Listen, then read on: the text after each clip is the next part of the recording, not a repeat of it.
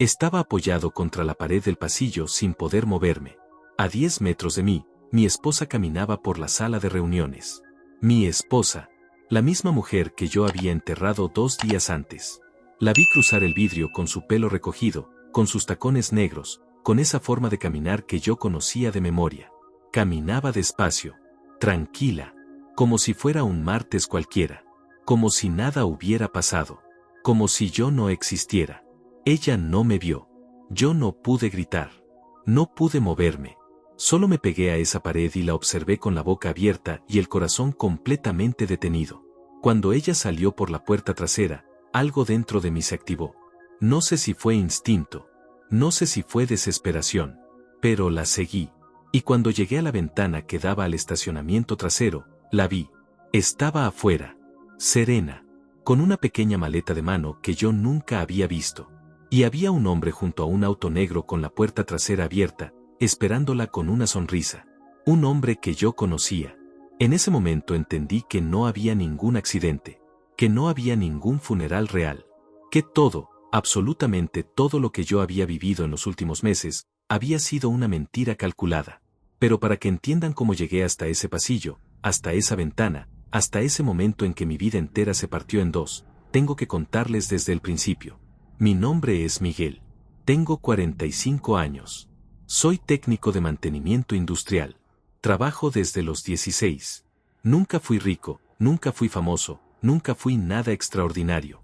Soy un hombre común, de manos callosas, de rutina fija, de esos que se levantan a las 5:30 de la mañana aunque no tengan que hacerlo porque el cuerpo ya no sabe dormir más. Me casé con Isabella hace 17 años. Cuando la conocí, ella era una mujer brillante, ambiciosa, con una energía que yo nunca había visto en nadie.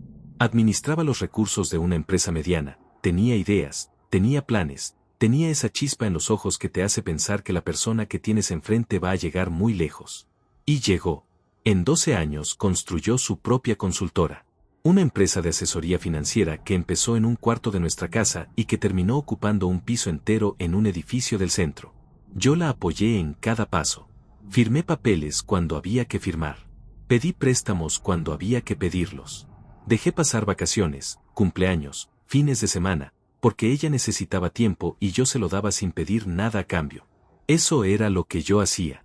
Lo que siempre hice. Darle a Isabella lo que necesitaba. Los últimos 3 años del matrimonio fueron distintos. No hubo una pelea grande, no hubo un momento específico que yo pueda señalar y decir ahí fue donde todo se rompió. Fue algo más lento, más silencioso. Isabella llegaba tarde. Cenábamos sin hablar. Cuando yo intentaba conversar, ella respondía con monosílabos y seguía mirando la pantalla del teléfono. Una noche le pregunté si estaba bien. Me dijo que sí, que era el trabajo, que tenía mucha presión. Le creí. Siempre le creí. Hubo cosas que noté pero que decidí ignorar porque era más fácil ignorarlas que enfrentarlas. El teléfono que siempre quedaba boca abajo sobre la mesa. Las llamadas que ella tomaba en el cuarto de baño con la llave echada. Los viajes de negocios que antes duraban 2 días y que de repente empezaron a durar 4 o 5. Una vez encontré en el bolsillo de su saco una tarjeta de un hotel que yo no reconocí, en una ciudad donde ella supuestamente nunca había estado. Se la mostré. Me dijo que era de un cliente. Me lo dijo mirándome a los ojos, sin parpadear, con una calma que en ese momento me pareció normal y que hoy me parece la cosa más aterradora que he visto en mi vida. Porque Isabella no mentía con nerviosismo. Isabella mentía con una tranquilidad absoluta. El 14 de marzo recibí una llamada a las 11 de la noche. Era un número desconocido. Una voz de mujer que no reconocí me dijo que había habido un accidente en la carretera federal, que un auto había chocado contra un camión de carga, que el vehículo había quedado completamente destruido y que la persona identificada como Isabella, con los documentos que llevaba encima, había fallecido en el lugar. Me senté en el suelo de la cocina. No lloré de inmediato. Solo me quedé sentado ahí, con el teléfono en la mano, escuchando el silencio de la casa. Los días que siguieron fueron los peores de mi vida. O eso creía yo entonces. Los trámites, las llamadas, el velorio al que fue poca gente porque Isabella no era una mujer de muchas amistades cercanas, solo socios y conocidos de negocios. Natalia, nuestra hija, llegó al día siguiente en un vuelo desde donde vivía. Estuvo a mi lado durante el entierro. Lloraba. Yo lloraba. Nos abrazamos frente a la tumba como dos personas destruidas. 2 días después del funeral, el abogado de la empresa me llamó para decirme que necesitaba mi firma en unos documentos para el cierre formal del negocio. Me dijo que era un trámite rápido, que no me llevaría más de 20 minutos. Fui a la empresa de Isabella. Entré al edificio. Saludé a la recepcionista con una voz que apenas me salía. Ella me miró con esa expresión de lástima que la gente pone cuando no sabe qué decir. Me pidió que esperara un momento mientras avisaba al abogado. Y mientras esperaba, alcé la vista. Y la vi. Isabella, caminando por el pasillo de su propia empresa, 2 días después de su funeral, como si nunca hubiera muerto. Cuando terminen de leer lo que pasó después, van a entender por qué digo que ese fue el día más importante de mi vida. No el día del supuesto accidente. No el día del entierro. Ese día. Ese momento en el pasillo. Cuando el mundo que yo conocía desapareció para siempre y empezó otro completamente distinto. Me quedé paralizado por casi un minuto completo. Isabella había desaparecido al fondo del pasillo y yo seguía ahí, de pie, con la mano todavía apoyada en la pared, sin poder procesar lo que acababan de ver mis ojos. La recepcionista me llamó desde el escritorio.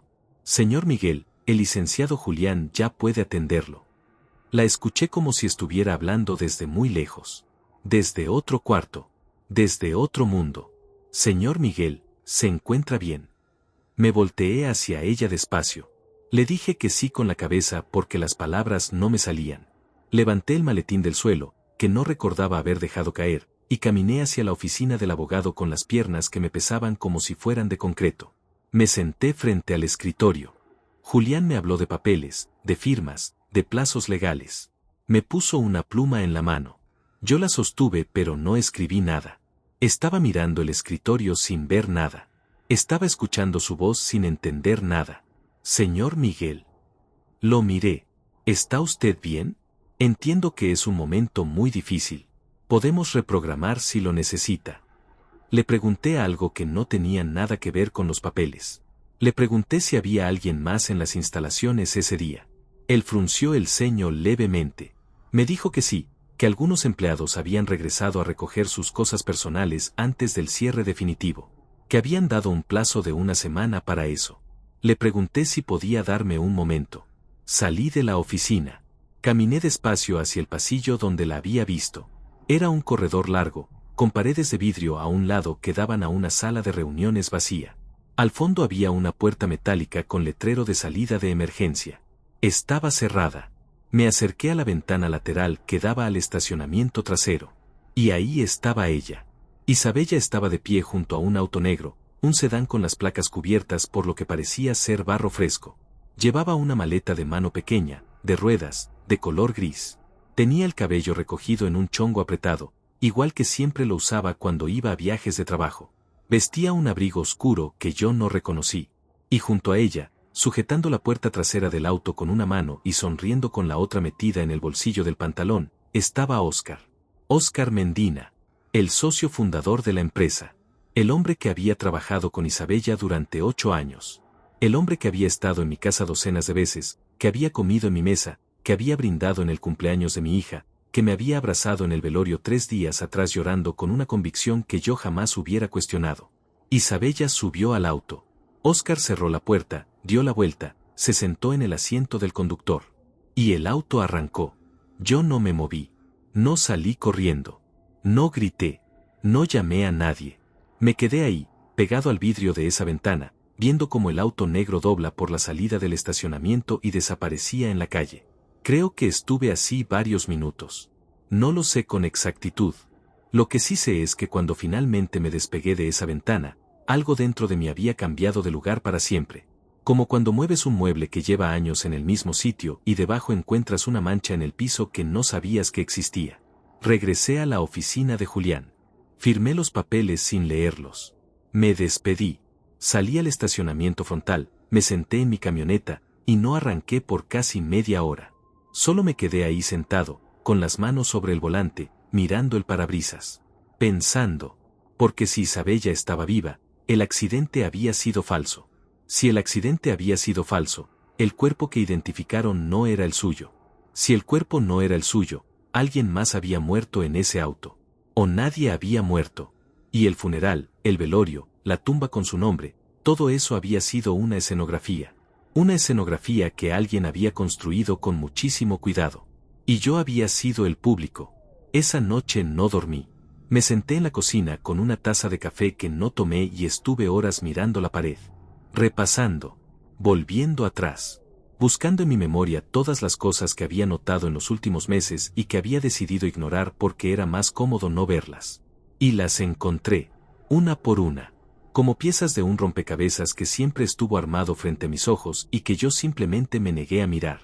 El primer recuerdo que me golpeó fue de hace casi un año. Era un domingo en la mañana. Isabella estaba desayunando y tenía el teléfono sobre la mesa, boca arriba por una vez, y yo sin querer vi la pantalla encenderse con un mensaje. No alcancé a leer el texto, pero sí vi el nombre del contacto. Decía solamente O. Una letra. Solo eso. En ese momento no le di importancia. Pensé que era algún proveedor, algún cliente con apellido que empezaba con esa letra. Ahora sabía que era Oscar. El segundo recuerdo fue de hace como 8 meses. Isabella llegó un viernes en la noche con un estado de ánimo que yo no le había visto en mucho tiempo. Estaba contenta, animada. Habló durante la cena, se rió de algo que dijo Natalia por teléfono, hasta me preguntó cómo me había ido en el trabajo, algo que llevaba meses sin hacer. Yo me alegré.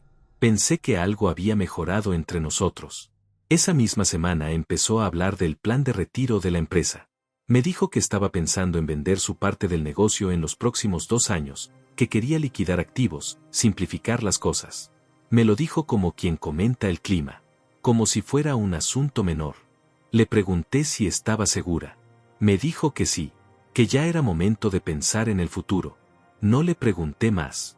Nunca le pregunté suficiente. El tercer recuerdo me costó más reconocerlo porque era el más doloroso. 4 meses antes del supuesto accidente, Isabella me pidió que firmara unos documentos de reestructuración de la empresa. Me explicó algo sobre cambios en la razón social, en la distribución de acciones, en no sé qué cláusulas legales que yo no entendía. Me dijo que era un trámite rutinario, que su abogado ya lo había revisado todo. Yo firmé. Firmé sin leer. Firmé porque ella me lo pidió. Firmé porque en 17 años de matrimonio nunca había tenido razón para dudar de ella.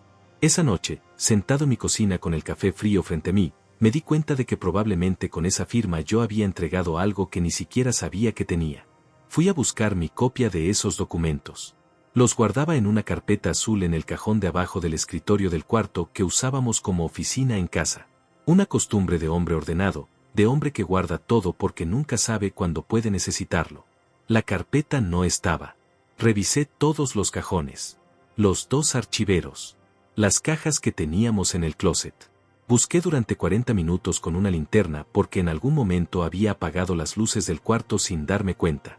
No encontré nada. No estaban esos documentos. No estaban otros documentos que yo recordaba haber guardado ahí. Escrituras. Contratos. Copias de créditos que habíamos pedido juntos años atrás. Todo había desaparecido. Alguien había vaciado esa carpeta.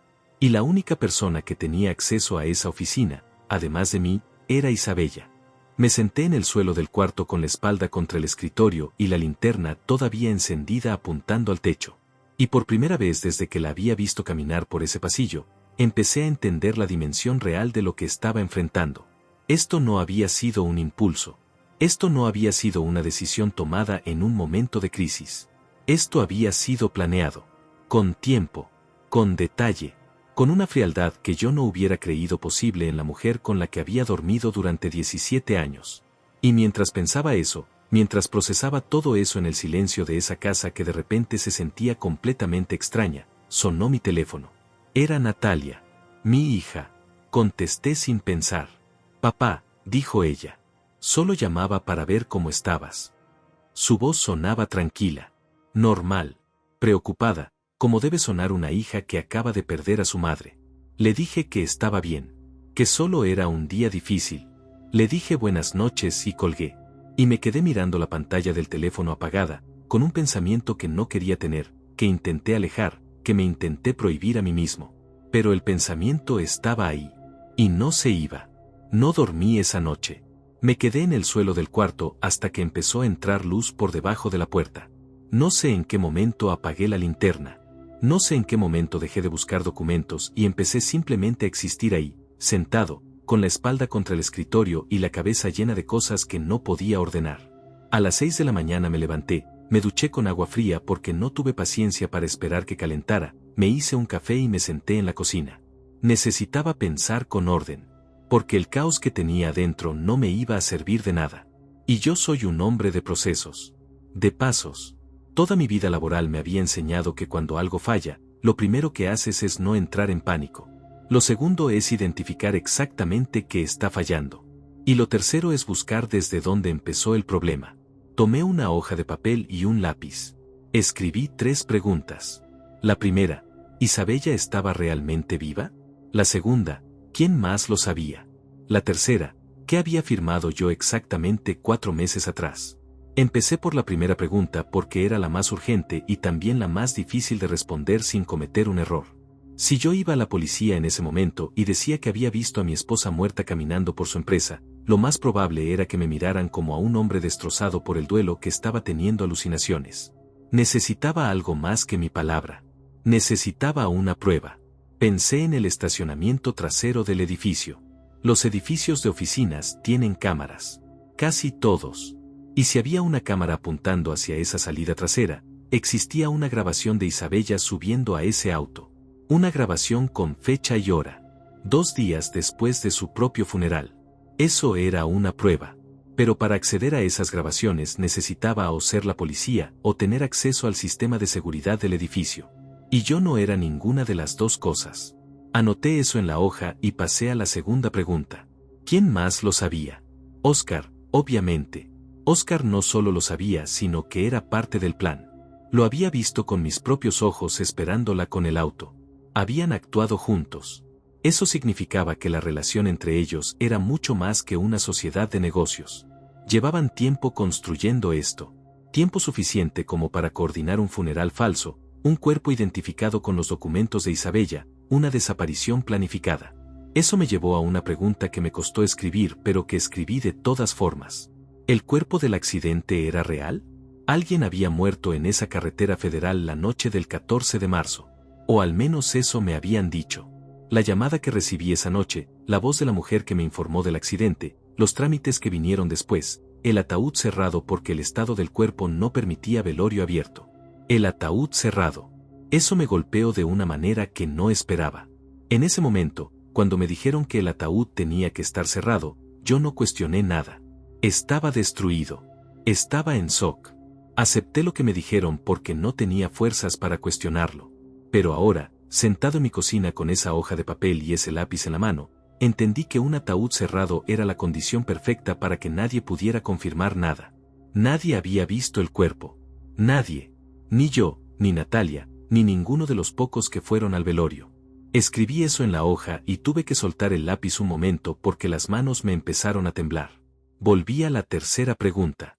La de los documentos que había firmado. No recordaba con exactitud el contenido de esos papeles. Isabella me los había presentado una tarde entre semana cuando yo llegué del trabajo. Estaba cansado. Eran varias hojas con mucho texto legal. Ella me los explicó en 5 minutos con términos que yo no manejaba y me dijo que no había prisa pero que cuanto antes firmara mejor para los plazos de la reestructuración. Yo firmé esa misma noche. Lo que sí recordaba era que había al menos 2 documentos distintos. Uno tenía el membrete de la empresa. El otro tenía un encabezado diferente, más pequeño, que yo no alcancé a leer bien pero que me pareció que era una notaría. Una notaría. Eso significaba que ese documento podía estar registrado. Y si estaba registrado, existía una copia en algún lado que no era la carpeta azul que había desaparecido de mi escritorio. Anoté el nombre del notario que usábamos para cosas de la casa. Era el mismo que habíamos usado cuando compramos el departamento donde vivíamos, hacía 9 años. No recordaba si era el mismo que Isabella usaba para la empresa, pero era un punto de partida. Guardé la hoja, me terminé el café y salí a la calle. Necesitaba moverme. Necesitaba hacer algo con las manos porque si me quedaba sentado en esa casa iba a terminar golpeando una pared. Caminé unas cuadras sin rumbo fijo. Era temprano y las calles estaban casi vacías. Había un frío seco que se metía por el cuello de la chamarra. Me detuve en una banca de un pequeño parque que quedaba a 3 cuadras de casa y me senté ahí, mirando los árboles. Y fue ahí, en esa banca, cuando me llegó el recuerdo que había estado evitando desde la noche anterior. Natalia. Mi hija tenía 22 años. Vivía en otra ciudad desde que entró a la universidad, 4 años atrás. Teníamos una relación buena, o eso creía yo. Llamadas los domingos, visitas en vacaciones, mensajes ocasionales entre semana. Una relación normal entre un padre y una hija joven que estaba construyendo su vida. Pero había algo que me había estado molestando desde que colgué el teléfono la noche anterior y que no había querido nombrar hasta ese momento. Natalia había llegado al funeral al día siguiente del accidente. Eso era normal. Era lo esperado. Pero lo que no era normal era que cuando llegó, no llegó destruida. No llegó como llega una hija que acaba de perder a su madre de manera inesperada y violenta. Llegó con los ojos rojos, sí. Con la voz quebrada, sí. Pero con una maleta grande. Bien empacada. Con ropa para varios días. Con su cargador, con sus cosas de baño, con todo organizado como si hubiera tenido tiempo suficiente para preparar el viaje con calma. Yo en ese momento no lo pensé así. En ese momento solo vi a mi hija y la abracé y los dos lloramos. Pero ahora lo estaba viendo diferente. Una hija que recibe la noticia de que su madre murió en un accidente de carretera no empaca con calma. Agarra lo que tiene a la mano y se va. Llega arrugada, llega con los ojos hinchados de haber llorado en el avión, llega sin haber dormido.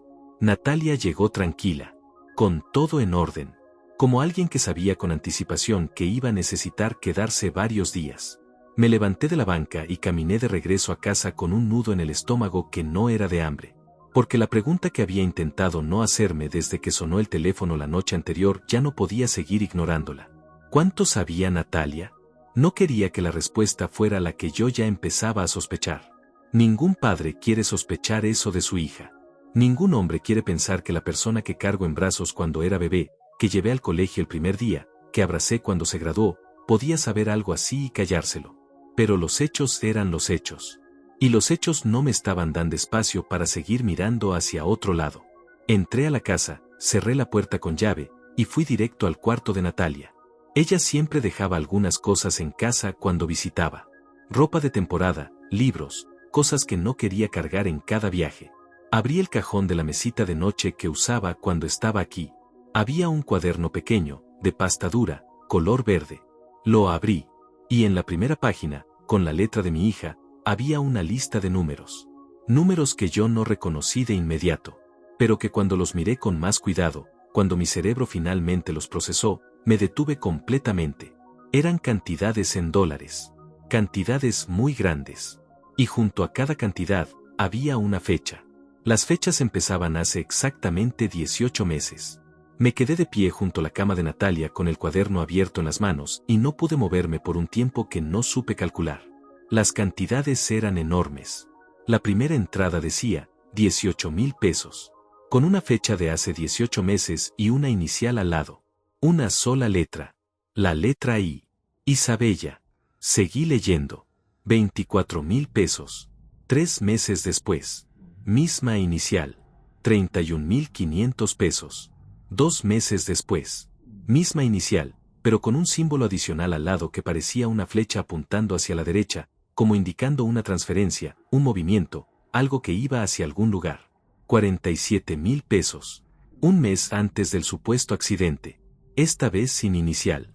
Solo la cantidad, la fecha, y 3 letras que me tardé un momento en descifrar porque estaban escritas con abreviatura. Cuando las entendí, tuve que sentarme en la orilla de la cama porque las piernas dejaron de sostenerse. Las 3 letras eran, CT Est, cuenta exterior. Alguien había estado moviendo dinero hacia una cuenta en el exterior. Cantidades grandes, en intervalos irregulares, durante 1 año y medio. Y mi hija tenía ese registro escrito en un cuaderno escondido en el cajón de su cuarto. Pasé las páginas despacio. Había más. No solo cantidades y fechas. Había también lo que parecían nombres de bancos, abreviados.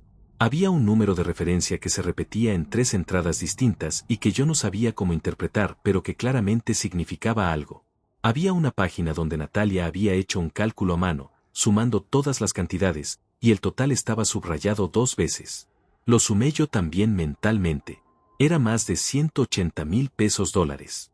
$180,000 que habían salido de algún lado hacia algún lugar durante el último año y medio. Cerré el cuaderno. Lo puse sobre la cama exactamente como lo había encontrado. Traté de recordar si las esquinas estaban alineadas de cierta manera, si había algo encima que hubiera movido sin darme cuenta. Luego lo pensé mejor, lo tomé de nuevo y lo guardé dentro de mi chamarra.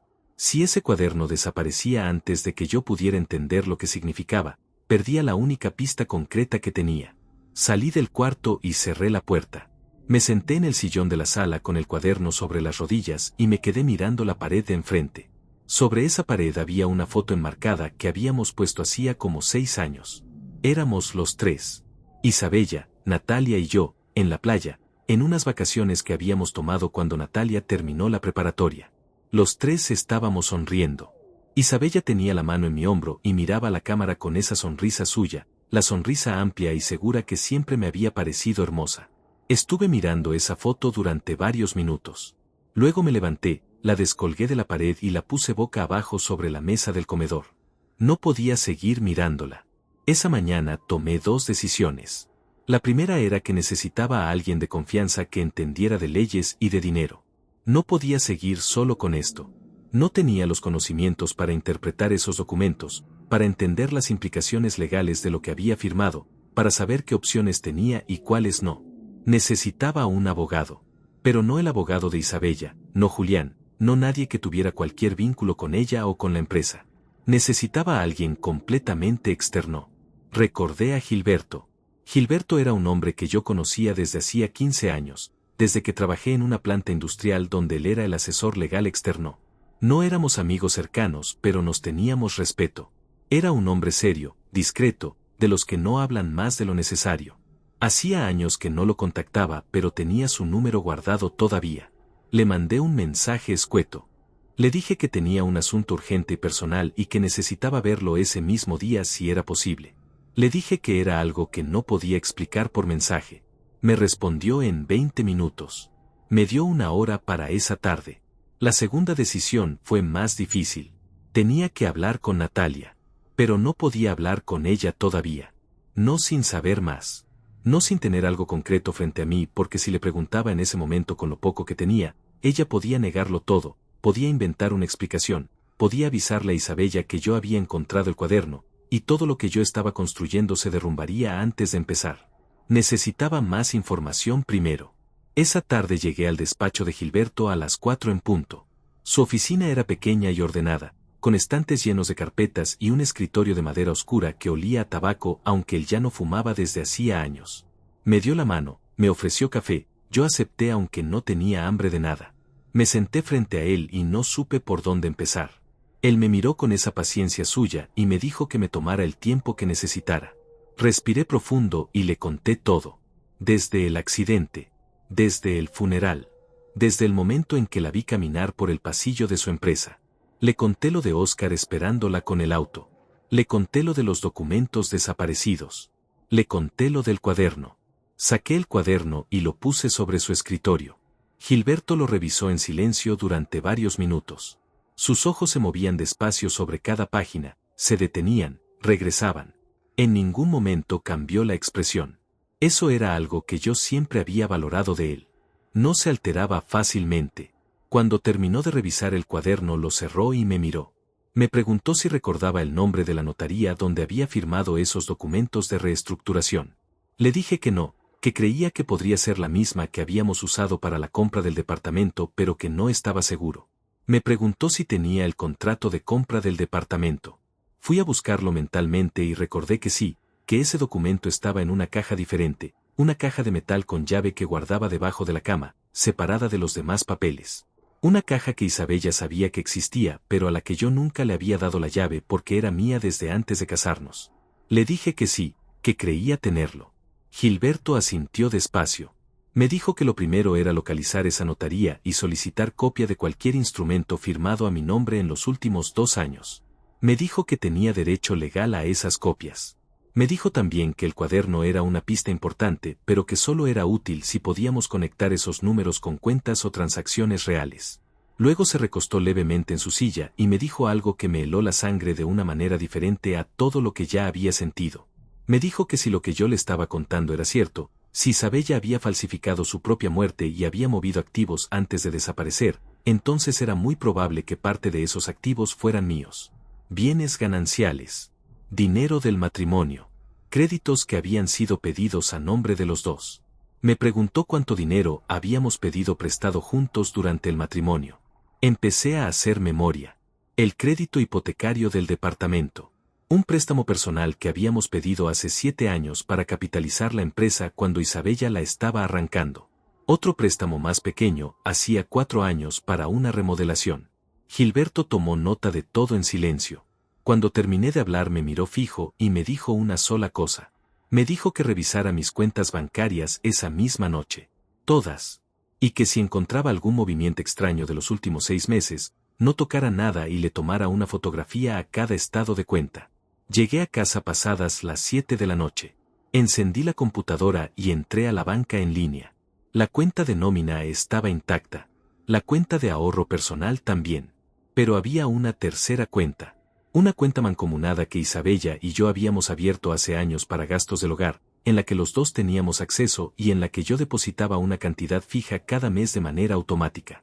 Esa cuenta tenía un saldo de $12. $12. Hacía 6 meses tenía casi $23,000 ahorrados. Me recargué en el respaldo de la silla y cerré los ojos. El dinero no había desaparecido solo. Alguien lo había sacado. En retiros y transferencias distribuidas durante 6 meses, probablemente para no levantar alertas, probablemente calculadas para mantenerse por debajo de los límites que activan revisiones automáticas. Alguien que conocía exactamente cómo funcionaba esa cuenta. Alguien que tenía acceso a ella. Tomé las fotografías que me había pedido Gilberto. Y mientras la hacía, mientras la pantalla me mostraba cada movimiento, cada fecha, cada cantidad que había salido de esa cuenta en los últimos 6 meses, sentí algo que hasta ese momento no había sentido en todo esto. Hasta ese momento había sentido confusión. Había sentido dolor. Había sentido miedo. Pero en ese momento, mirando esos $12 en pantalla, sentí algo distinto. Sentí rabia. Una rabia fría, tranquila, que no gritaba ni golpeaba nada. Una rabia que se instaló en el centro del pecho y que simplemente se quedó ahí, quieta, esperando. Esa noche no llamé a Natalia. Me quedé sentado frente a la computadora con las fotografías de los estados de cuenta guardadas en el teléfono y estuve revisando cada movimiento, uno por uno, durante casi 2 horas. Necesitaba entender el patrón. Necesitaba ver si había algo que yo pudiera reconocer, algún nombre, alguna referencia que me dijera hacia dónde había ido ese dinero. Los retiros eran limpios. Demasiado limpios. Ninguno superaba los $2,000.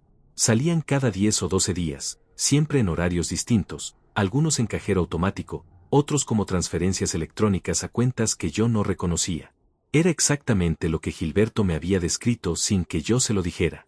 Alguien que sabía cómo mover dinero sin activar alertas. Alguien que no lo había hecho de manera improvisada sino con conocimiento. Isabella era asesora financiera. Llevaba más de una década manejando el dinero de otras personas. Sabía exactamente cómo funcionaban los sistemas, los límites, los patrones que los bancos monitorean.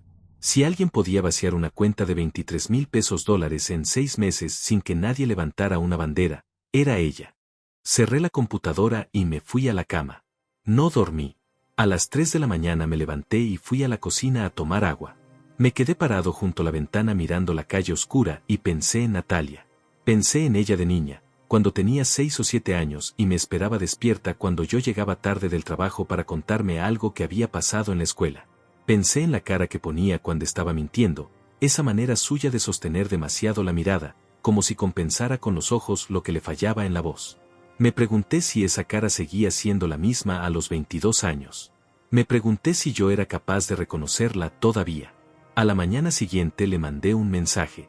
Le dije que necesitaba verla, que era importante, que si podía venir ese fin de semana sería mejor hablar en persona, pero que si no podía, hablábamos por videollamada. Me respondió rápido, demasiado rápido para ser las 7 de la mañana. Me dijo que estaba bien, que podía conectarse esa misma noche si yo quería. Le dije que sí. Pasé el día haciendo lo que Gilberto me había pedido. Fui a la notaría que aparecía en el contrato de compra del departamento. Era un local pequeño en una calle céntrica, con una señora en recepción que me pidió mi identificación y me hizo esperar casi 40 minutos antes de que me atendiera el notario titular, un hombre mayor con lentes y voz pausada que revisó su sistema mientras yo estaba sentado frente a él. Me confirmó que sí, que en su notaría había instrumentos firmados a mi nombre. Más de uno. Me dijo que podía solicitar copias certificadas, pero que el proceso tomaba entre 3 y 5 días hábiles. Le dije que lo necesitaba lo antes posible. Me miró por encima de los lentes y algo en mi cara debió haberle dicho que no era un trámite ordinario porque asintió despacio y me dijo que haría lo que pudiera. Salí de la notaría con un número de folio y con la certeza de que lo que yo había firmado 4 meses atrás era mucho más que una reestructuración de empresa. Esa noche, a las 8, me conecté a la videollamada con Natalia. Su cara apareció en la pantalla y la estudié sin que ella se diera cuenta de que lo estaba haciendo. Estaba en su departamento, con una luz cálida de fondo, con el cabello suelto. Tenía una expresión de preocupación que podía ser real o podía ser lo que yo quería ver. Me preguntó cómo estaba. Le dije que más o menos, que los días eran difíciles. Ella asintió. Dijo que lo entendía. Dijo que ella también lo estaba pasando muy mal. La observé cuando dijo eso. Sostuvo mi mirada. Igual que siempre. Le pregunté cómo había sabido lo del accidente. ¿Quién la había llamado esa noche? Hubo una pausa pequeña, casi imperceptible, de las que no existen si la pregunta no te sorprende. Me dijo que la había llamado Oscar. Que Oscar tenía su número porque a veces coordinaban cosas de la empresa cuando Isabella no estaba disponible. Le pregunté a qué hora la había llamado. Otra pausa. Me dijo que no recordaba exactamente, que era tarde, que estaba durmiendo. Le dije que entendía, que era mucha información de golpe. Luego hice algo que no había planeado hacer en esa llamada. Lo hice por instinto, porque vi algo en sus ojos cuando mencioné a Oscar, algo que se movió rápido y que ella intentó controlar de inmediato. Le pregunté si Oscar y su mamá tenían una relación cercana, más allá de lo laboral. El silencio que siguió duró 3 segundos completos. En 3 años de mentiras bien construidas, 3 segundos son una eternidad. Me dijo que eran socios, que se llevaban bien, que trabajaban juntos desde hacía mucho tiempo. Le dije que sí, que ya sabía eso. Y la dejé hablar. Porque cuando alguien está llenando un silencio que no debería existir, lo mejor que puedes hacer es no interrumpir. Natalia habló durante 2 minutos sobre la empresa de Isabella, sobre lo mucho que su mamá había construido, sobre lo injusto que era que todo terminara así. Habló con fluidez, con detalle, con esa seguridad de quien tiene el discurso preparado. Demasiado preparado. Cuando colgamos me quedé mirando la pantalla apagada del teléfono. Natalia sabía algo. No sabía exactamente cuánto. No sabía si lo sabía todo desde el principio o si lo había descubierto en algún punto y había decidido callarse. Pero sabía algo. Estaba seguro. Y eso me dolió de una manera para la que yo no tenía palabras todavía. Al día siguiente recibí una llamada de Gilberto. Me dijo que había hecho algunas consultas discretas con un contacto que tenía en el sector financiero. Me dijo que los números del cuaderno correspondían a un patrón consistente con lo que se llama fraccionamiento de transferencias. Dinero que se mueve en partes pequeñas para evitar reportes automáticos. Me dijo que si esas transferencias habían salido de cuentas vinculadas a la empresa, existía una posibilidad real de rastrearlas con una orden judicial. Pero para eso necesitábamos presentar una denuncia formal. Me preguntó si estaba listo para hacer eso. Me senté en la orilla de la cama y pensé en lo que significaba esa pregunta. Denunciar a Isabella implicaba abrir todo. El funeral falso. El cuerpo que nadie había visto. El dinero desaparecido. Los documentos que yo había firmado sin leer. Implicaba exponer que mi esposa había fingido su propia muerte para escapar conmigo y con mi dinero. Implicaba que el nombre de mi familia iba a estar en un expediente, en un juzgado, posiblemente en los periódicos. Implicaba exponer a Natalia. Estuve callado tanto tiempo que Gilberto me preguntó si seguía en la línea. Le dije que sí. Le pregunté cuánto tiempo teníamos antes de que Isabella pudiera desaparecer completamente. Antes de que cruzara una frontera, antes de que el dinero estuviera en una cuenta que ninguna autoridad mexicana pudiera tocar. Gilberto fue honesto conmigo. Me dijo que si ya tenía documentos y pasaporte en regla con otra identidad, probablemente no mucho. Días. Quizás menos. Le dije que procediera con la denuncia. Colgué y me quedé sentado en silencio. Pensé en Isabella a los 28 años, cuando la conocí, con esa energía y esa ambición que me habían parecido tan admirables. Pensé en los 17 años que habíamos construido juntos. En los préstamos que yo había firmado para que ella pudiera arrancar su empresa. En los cumpleaños que había pasado solo porque ella tenía reuniones. En todas las noches que había cenado frente a un teléfono boca arriba esperando que ella llegara. Pensé en todo eso y me pregunté en qué momento había dejado de ser su esposo para convertirme en su herramienta. No encontré una fecha exacta. Quizás nunca había sido otra cosa. Esa noche sonó el teléfono pasadas las 10. Era un número que no tenía guardado. Lo dejé sonar. Paró. Volvió a sonar. Lo contesté. Del otro lado había una voz de mujer que yo no reconocí de inmediato. Una voz tranquila, baja, que me dijo mi nombre con una familiaridad que me resultó extraña. Me dijo que no me asustara, que ella no era enemiga mía. Me dijo que sabía lo que estaba pasando. Me dijo que si quería saber la verdad completa, y no solo la parte que yo había descubierto, debía encontrarme con ella al día siguiente en un lugar que me indicó. Una cafetería en el centro, a las 10 de la mañana. Me dijo una última cosa antes de colgar. Me dijo que Natalia no era la única persona que sabía. Me dijo que había alguien más.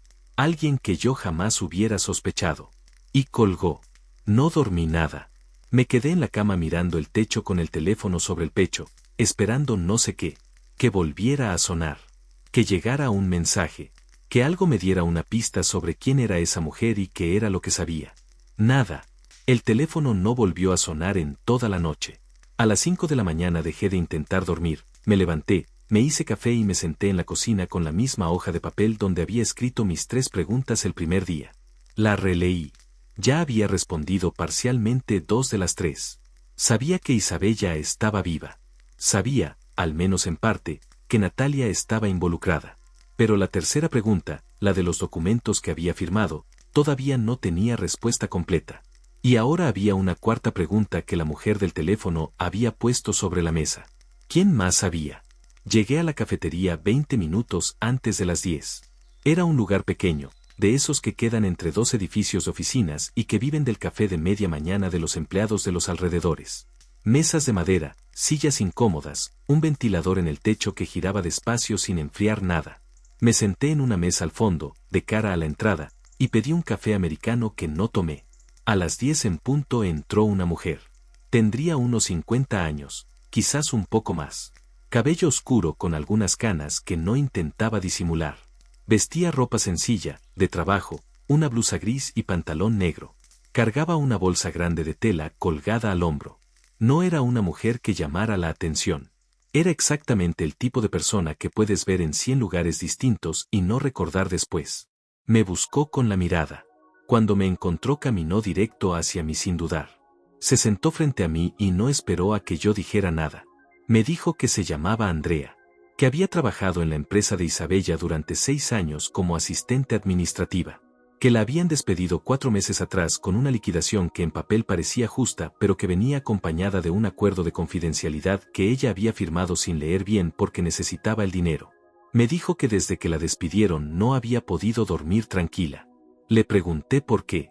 Me miró fijo y me dijo que porque sabía cosas que no debería saber.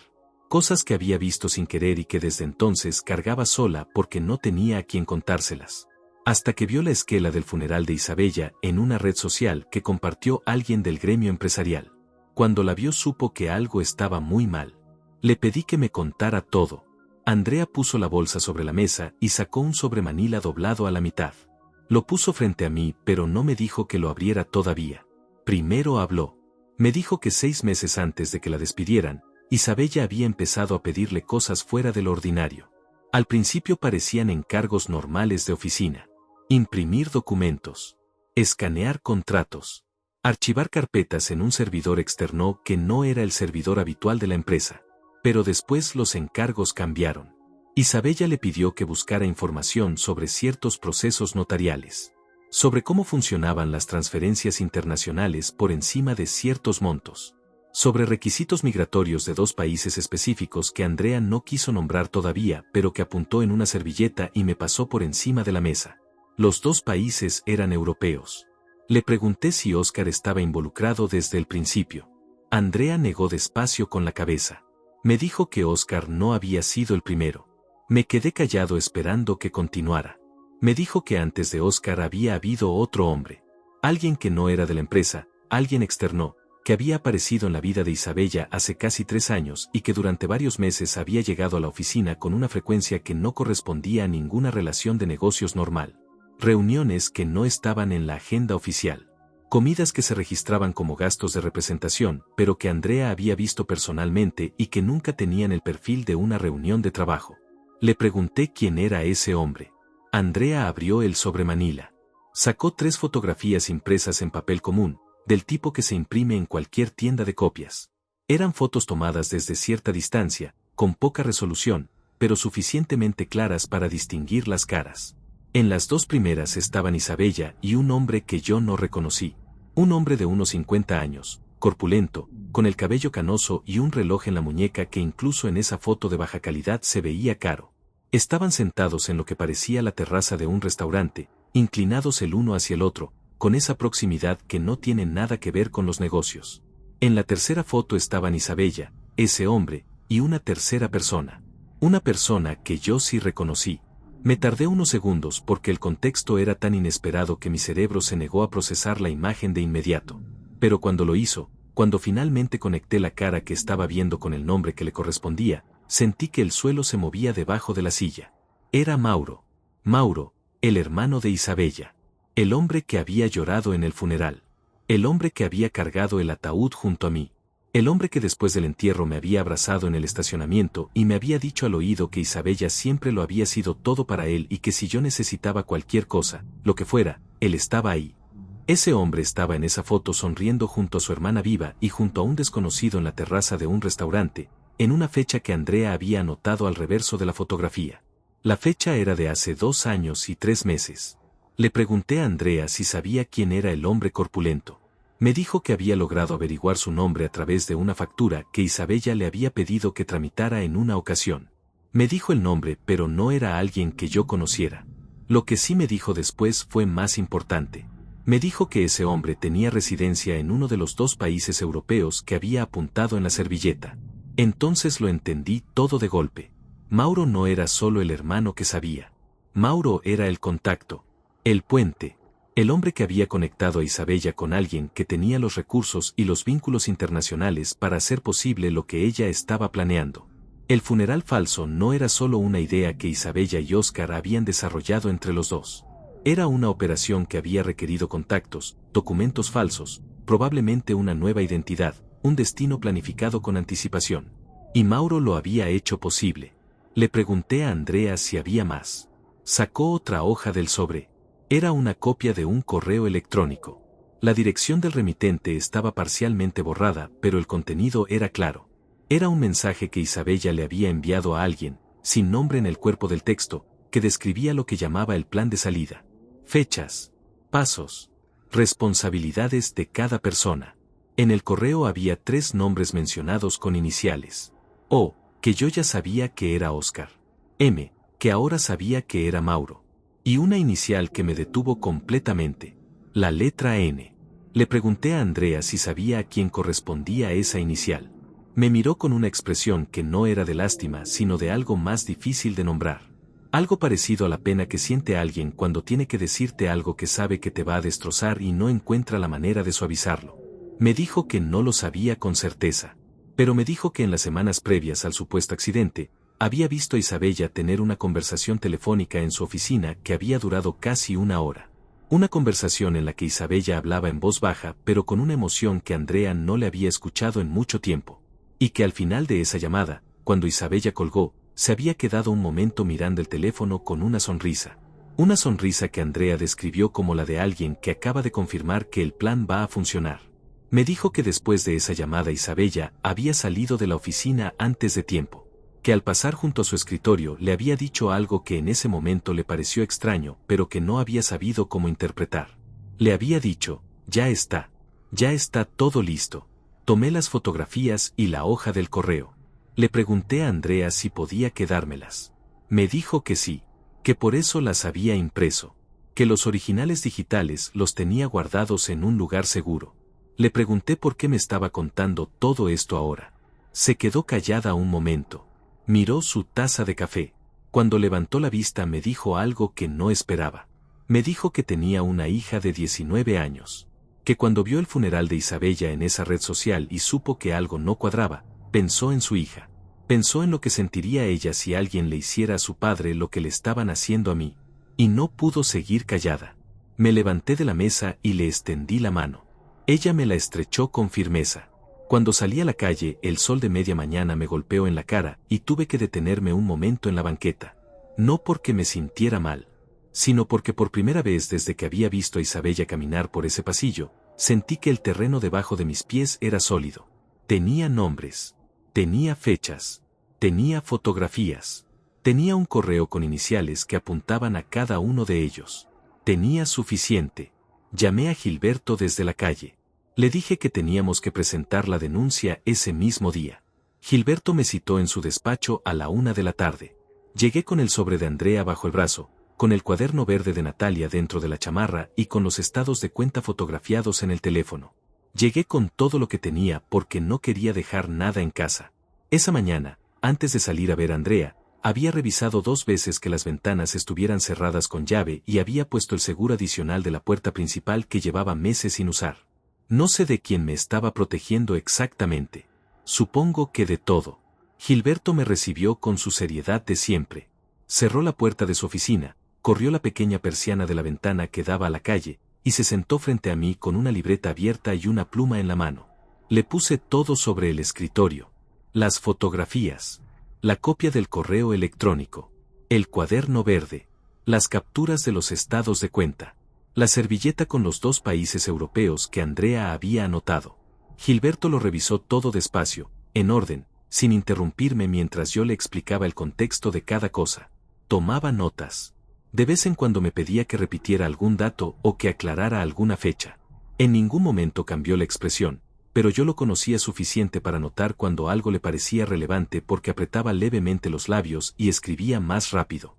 Cuando terminé de hablar se recostó en la silla y estuvo callado casi 1 minuto completo. Luego me dijo que lo que tenía era suficiente para presentar una denuncia formal por varios delitos. Me los enumeró con una calma que contrastaba completamente con el peso de lo que estaba diciendo. Fraude, falsificación de documentos, simulación de muerte con fines patrimoniales, posible sustracción de bienes del matrimonio, transferencias irregulares que podrían constituir operaciones con recursos de procedencia ilícita dependiendo del origen del dinero. Me dijo que el tema del cuerpo era el más delicado. Si el accidente había sido real pero el cuerpo no era el de Isabella, alguien había muerto en esa carretera. O el accidente había sido completamente fabricado, lo cual implicaba la participación de alguien dentro de las autoridades que hubiera levantado un acta falsa o alterado un registro oficial. Cualquiera de las 2 opciones era grave. Cualquiera de las 2 implicaba que esto era más grande de lo que yo había alcanzado a dimensionar sentado en mi cocina esa primera noche. Le pregunté cuánto tiempo tomaba el proceso. Me dijo que eso dependía de muchas cosas. Que lo urgente era presentar la denuncia ese mismo día ante el Ministerio Público y solicitar de inmediato una alerta migratoria para que ninguna persona con el nombre de Isabella pudiera salir del país.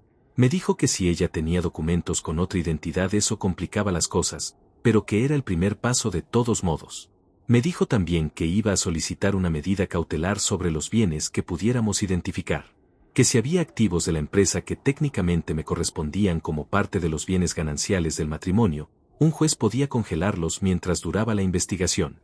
Le pregunté por Natalia. Hubo un silencio. Gilberto me miró con cuidado antes de responder. Me preguntó si yo quería incluirla en la denuncia o mantenerla al margen por el momento. Le dije que no lo sabía. Me dijo que entendía, que era una decisión que no tenía que tomar ese día, que podíamos presentar la denuncia con lo que teníamos sobre Isabella, Óscar y Mauro, y dejarlo de Natalia en reserva mientras obteníamos más información. Eso me dio algo de aire. Salimos juntos a las 3 de la tarde hacia las oficinas del Ministerio Público. No voy a describir esas horas con detalle porque fueron las más lentas y frustrantes de todo el proceso. Ventanillas. Formularios. Un funcionario que nos hizo esperar 40 minutos para decirnos que teníamos que ir a otra área. Otro funcionario que revisó los documentos con una expresión de quien ha visto demasiadas cosas raras y ya nada le sorprende. Pero al final del día la denuncia estaba presentada. tenía un número de expediente, tenía un fiscal asignado. Y la alerta migratoria había sido solicitada formalmente. Gilberto me acompañó hasta mi camioneta cuando salimos.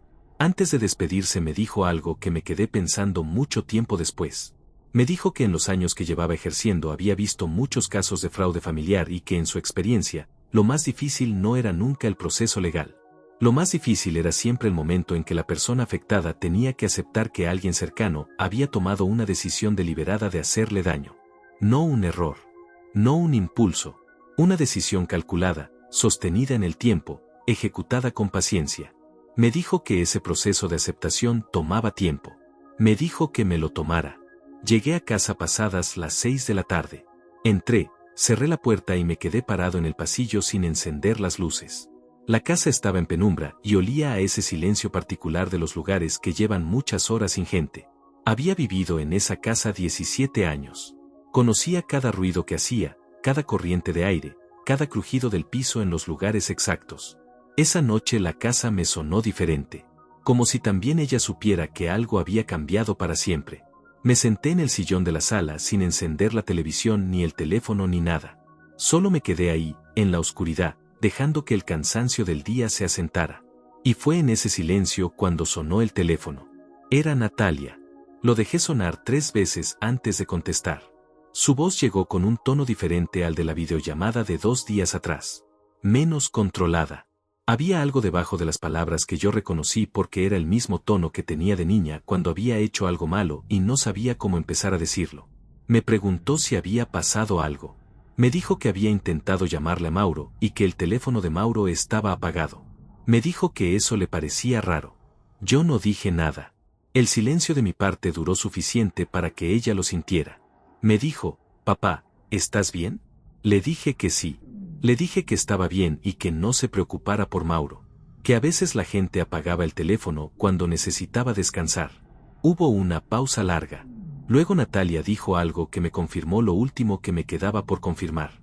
Me dijo, «Oye, papá, si alguien te ha dicho algo raro estos días, algo sobre mamá o sobre la empresa, quiero que sepas que hay cosas que son más complicadas de lo que parecen».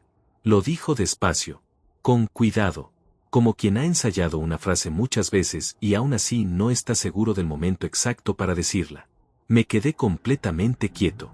Le pregunté, con la voz más tranquila que pude sostener, a qué se refería exactamente. Otro silencio. Me dijo que nada, que no era nada, que solo quería que supiera que podía hablar con ella si necesitaba. Le dije que lo tendría en cuenta. Le dije buenas noches y colgué. Me quedé con el teléfono en la mano y los ojos cerrados. Natalia sabía que algo se estaba moviendo. Probablemente Mauro la había contactado antes de apagar el teléfono para avisarle.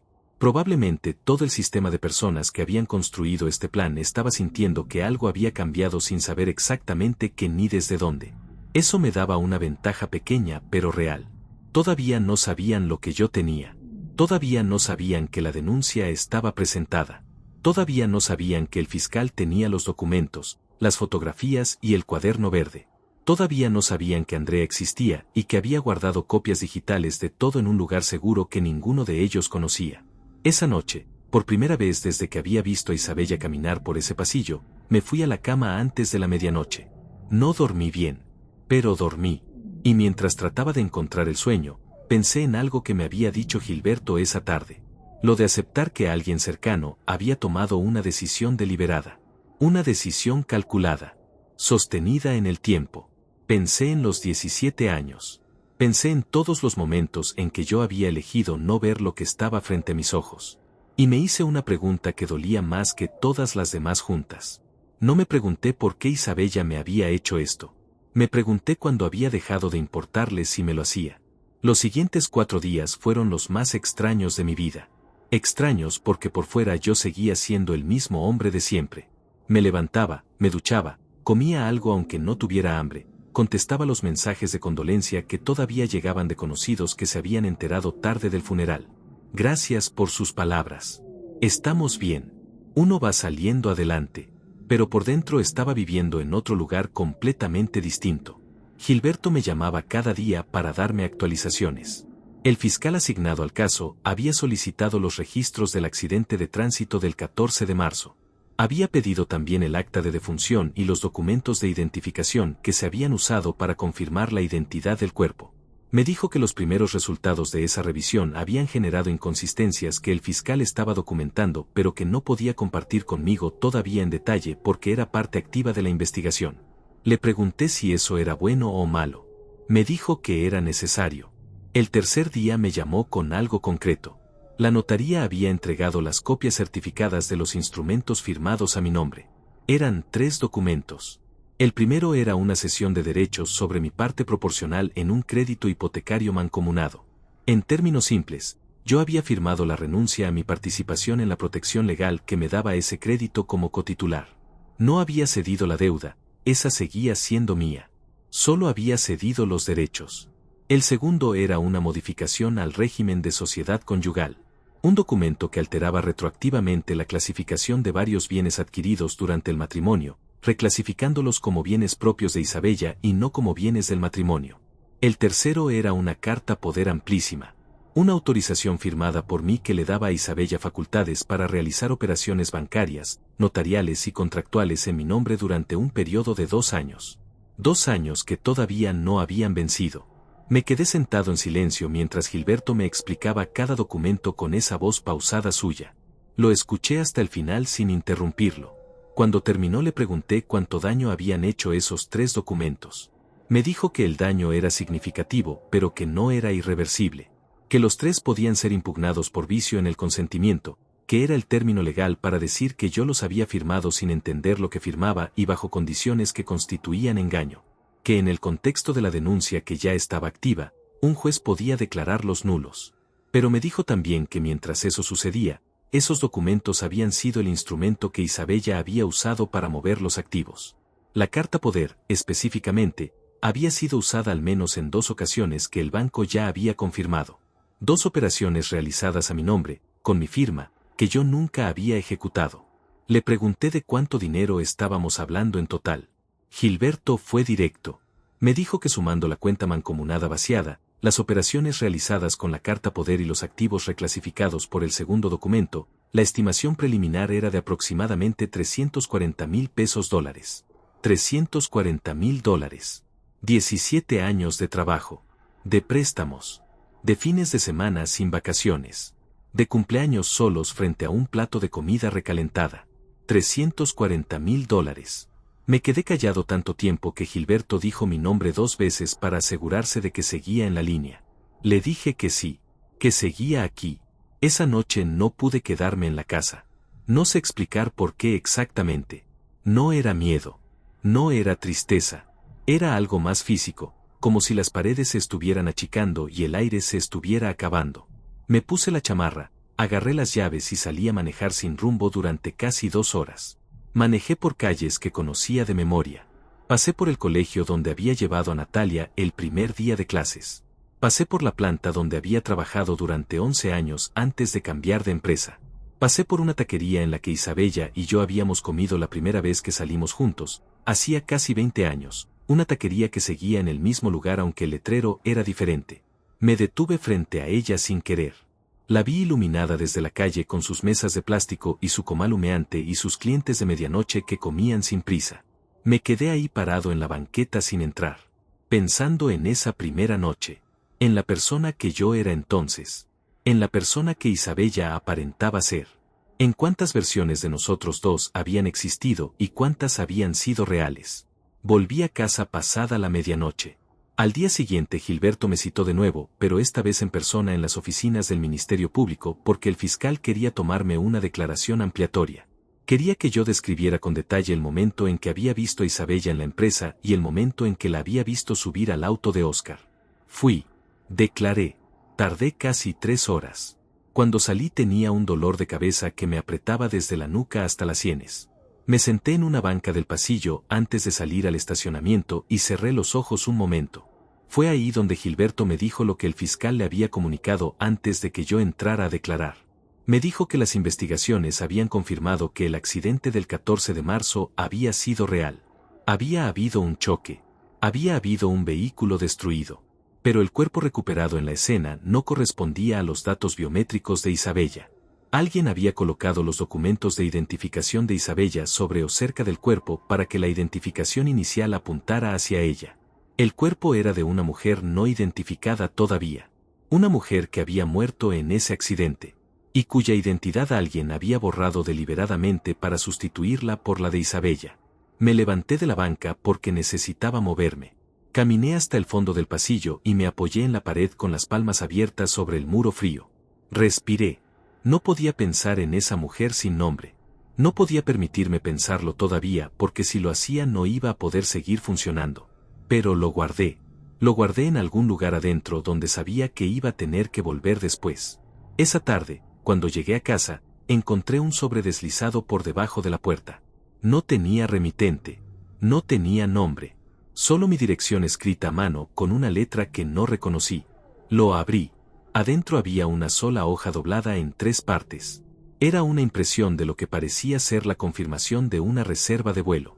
2 nombres. 2 fechas. Un destino. Uno de los nombres era Oscar. El otro no era Isabella. Era un nombre que yo no conocía. Un nombre de mujer que nunca había escuchado. Pero la fecha de nacimiento que aparecía junto a ese nombre era la fecha de nacimiento de Isabella.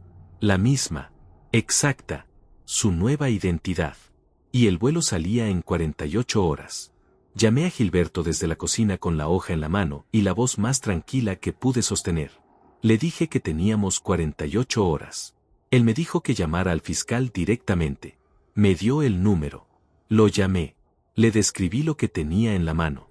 Le di los nombres, la fecha, el destino. El fiscal me dijo que actuaría de inmediato. Colgué. Me quedé parado en la cocina con el teléfono en la mano y el sobre vacío sobre la mesa. Alguien me había enviado esa información. Alguien que sabía el vuelo, que sabía los nombres, que sabía mi dirección y que había decidido, en el último momento, ponerse de mi lado. No sabía quién era.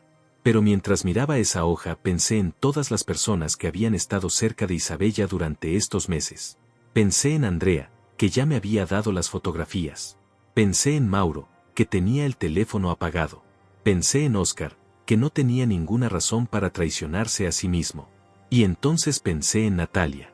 En su llamada de 2 noches atrás. En esa frase que había dicho con tanto cuidado. Hay cosas que son más complicadas de lo que parecen. En el tono de su voz que yo conocía desde que era niña. En la manera en que una persona suena cuando está cargando algo demasiado pesado y ya no puede seguir cargándolo sola. No lo sabía con certeza. No tenía prueba de que hubiera sido ella. Pero lo sentí. Con esa certeza silenciosa que no necesita evidencia porque viene de un lugar más profundo que la razón.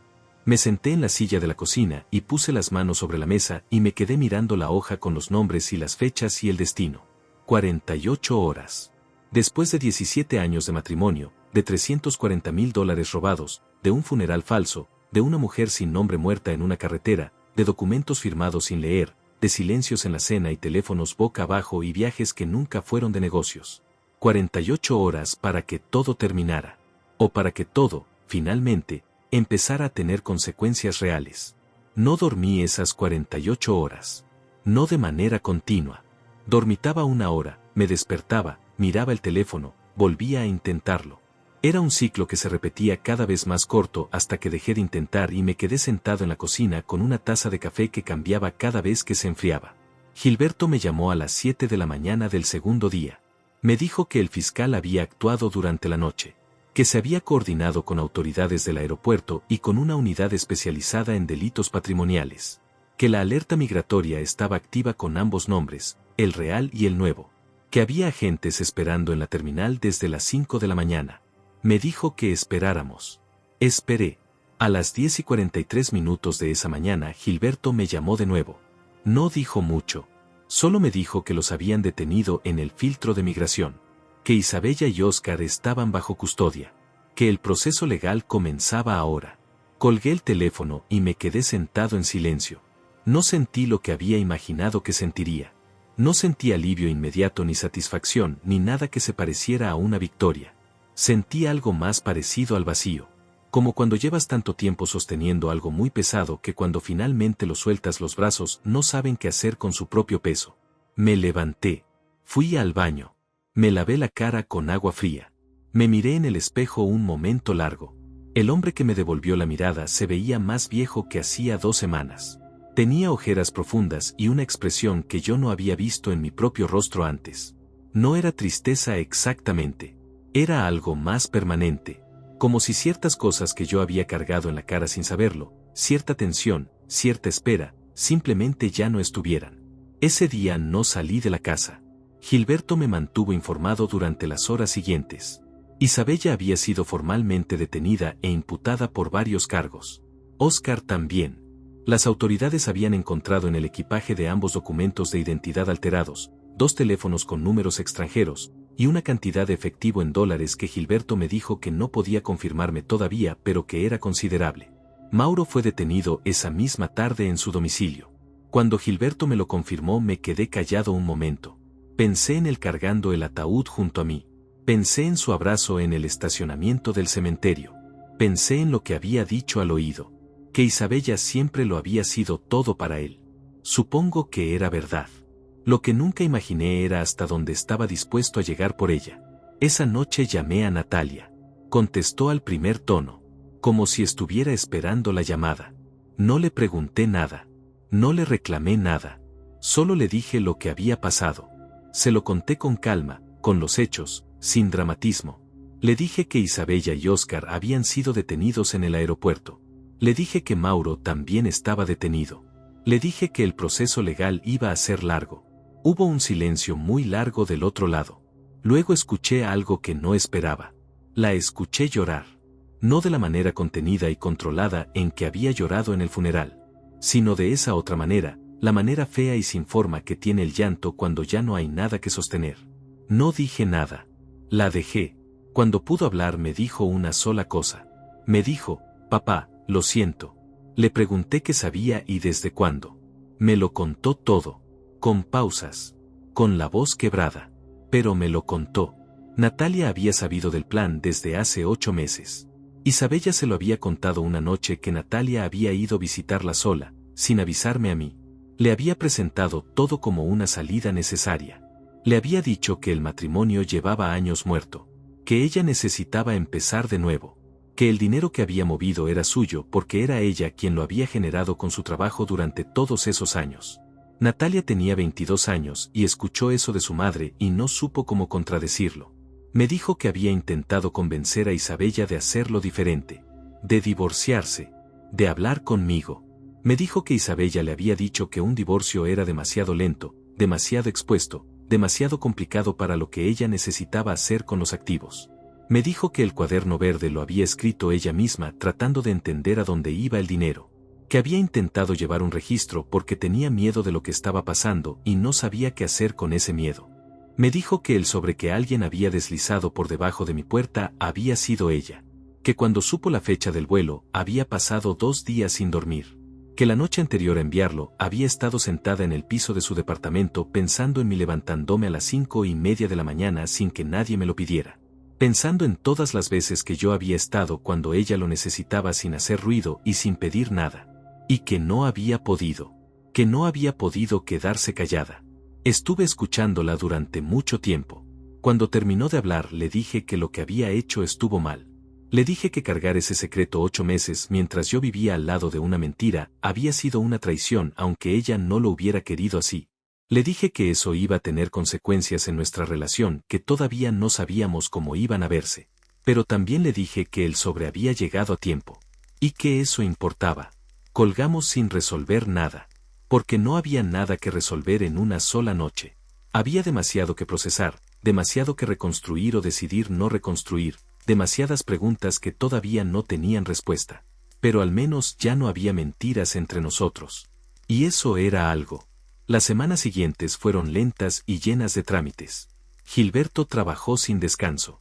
Las impugnaciones de los 3 documentos notariales fueron presentadas y el juez las admitió. La carta poder fue anulada preventivamente mientras durara el proceso. Los activos identificados como bienes gananciales fueron sujetos a medidas cautelares. El banco cooperó con la investigación y fue posible rastrear parte de las transferencias del cuaderno verde hacia 2 cuentas en el exterior que ahora eran parte del expediente. No recuperé todo. Gilberto me lo dijo desde el principio con esa honestidad suya que yo agradecí aunque doliera. Parte del dinero ya estaba en estructuras que iban a tomar mucho tiempo en resolverse legalmente. Parte podía no recuperarse nunca dependiendo de cómo avanzara el proceso en cada jurisdicción. Pero lo que sí fue quedando claro con el tiempo era que Isabella no iba a desaparecer tranquilamente hacia ningún lado. Que Oscar tampoco. Que Mauro iba a enfrentar su propio proceso por su participación como intermediario. Y que la mujer sin nombre que había muerto en esa carretera el 14 de marzo iba a ser finalmente identificada. Que su familia, donde estuviera, iba a saber qué le había pasado. Eso me importaba más de lo que yo esperaba que me importara. Un mes después de todo aquello vendí la casa. No lo pensé demasiado. Llegué a esa decisión una mañana mientras tomaba café y miré las paredes de la cocina y supe que ya no había nada que me retuviera ahí. Cada rincón de esa casa tenía pegada una versión de mí mismo que yo ya no era.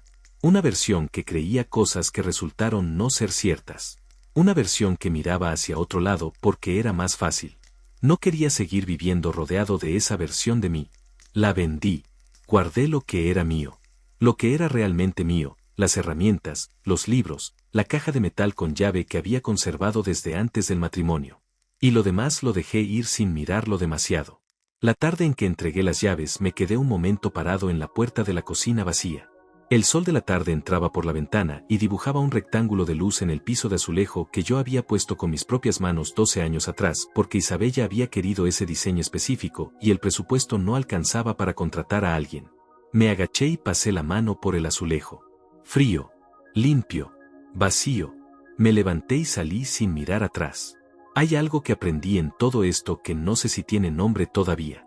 Aprendí que una persona puede vivir años al lado de alguien y no conocerlo realmente. No por descuido ni por ingenuidad, sino porque a veces la otra persona construye una versión de sí misma tan consistente, tan sostenida en el tiempo, que no deja grietas por donde mirar adentro. Y tú la aceptas porque es más fácil aceptar lo que te muestran que exigir ver lo que esconden. No me arrepiento de haber amado a Isabella. Me arrepiento de haber dejado de hacerme preguntas. Esa es la diferencia.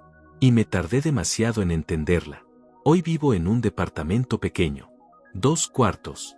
Una ventana que da a un parque donde los domingos hay niños jugando. Me levanto a las 5:30 todavía porque el cuerpo no aprende de otra manera. Me hago café. Me siento junto a esa ventana. A veces pienso en la mujer del aeropuerto con su maleta gris y su abrigo oscuro y su cara tranquila. Pienso en todo lo que planeó y en todo lo que no salió como lo planeó. Pienso en lo que se siente construir 17 años de mentira y verlos derrumbarse en 48 horas. No siento rabia cuando pienso en eso. Siento algo más parecido a la distancia. Como cuando ves una tormenta desde adentro de un cuarto cerrado. La ves. Sabes que es real. Pero ya no te moja. Esta mañana, antes de sentarme a escribir todo esto, fui al cementerio. Caminé hasta la lápide con el nombre de Isabella que todavía está ahí porque nadie ha tramitado retirarla todavía. Me paré frente a ella en el silencio de la mañana temprana, con el pasto mojado de rocío y los pájaros haciendo ruido en los árboles de alrededor. La miré un momento largo. Luego me di la vuelta y me fui. Sin flores. Sin palabras. Sin esperar nada de ese lugar. Solo me fui. Y eso, de alguna manera que todavía no sé explicar del todo, fue suficiente.